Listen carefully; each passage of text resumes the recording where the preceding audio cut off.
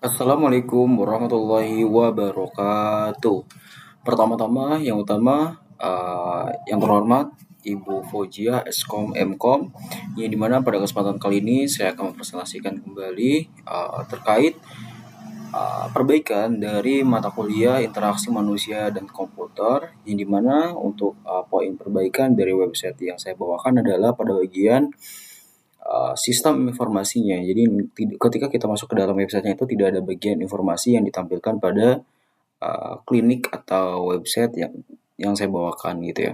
Di mana untuk studi kasusnya ada pada untuk judul studi kasusnya adalah sistem informasi booking dokter gitu ya.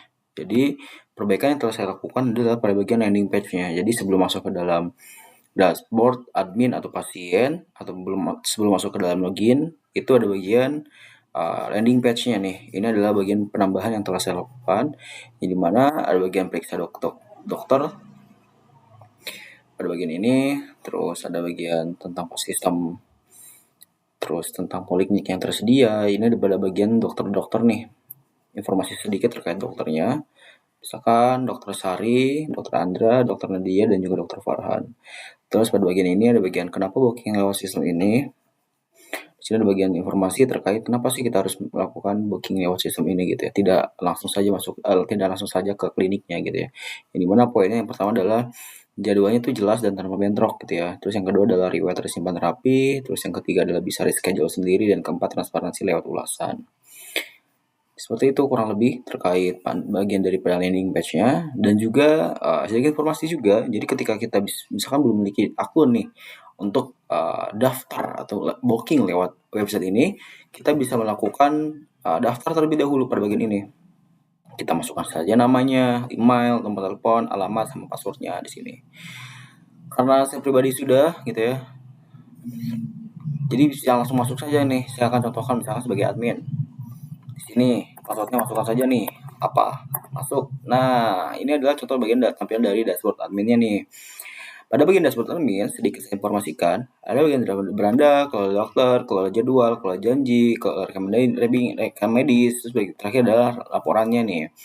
Dan juga sedikit informasi juga untuk bagian CRUD itu sudah ada pada bagian website saya, yang dimana ada bagian ubah, hapus, ubah tuh update ya, hapus tuh delete, tambah dokter atau create gitu ya, tambah dokter. Dan juga create password juga bisa pada bagian ini, create, update, dan juga delete gitu ya. Nah, saya akan simulasikan nih pada bagian pasien. Misalkan, pasien, kita masukkan saja password pasien berapa. Misalkan pada bagian ini. Maaf. Pasien. Maaf. Salah, maaf. Nah, pada bagian pada bagian pasien ini kita bisa melakukan booking baru untuk melakukan tindakan booking. Ada bagian saya dokter dan booking, riwayat kunjungan, profil saya. Nah, di sini ada bagian create juga nih. Create-nya di sini, password baru, ubah password, misalkan update nama, misalkan namanya Muhammad Manubuana. Simpan perubahan yang nanti akan muncul pop up di bawah sini nih. Nah, dari bawah sini. Mungkin kurang lebih itu saja terkait perbaikan yang telah saya lakukan, karena waktu presentasi sebelumnya pada bagian website saya sendiri itu problemnya ada pada bagian si informasinya itu tidak ada gitu. Jadi agar pasien atau admin itu mengetahui bahwasanya website ini tuh ditujukan untuk informasi terkait klinik sehat bersama untuk sistem bookingnya gitu ya. Kurang lebih itu saja mungkin. Terima kasih. Wassalamualaikum warahmatullahi wabarakatuh.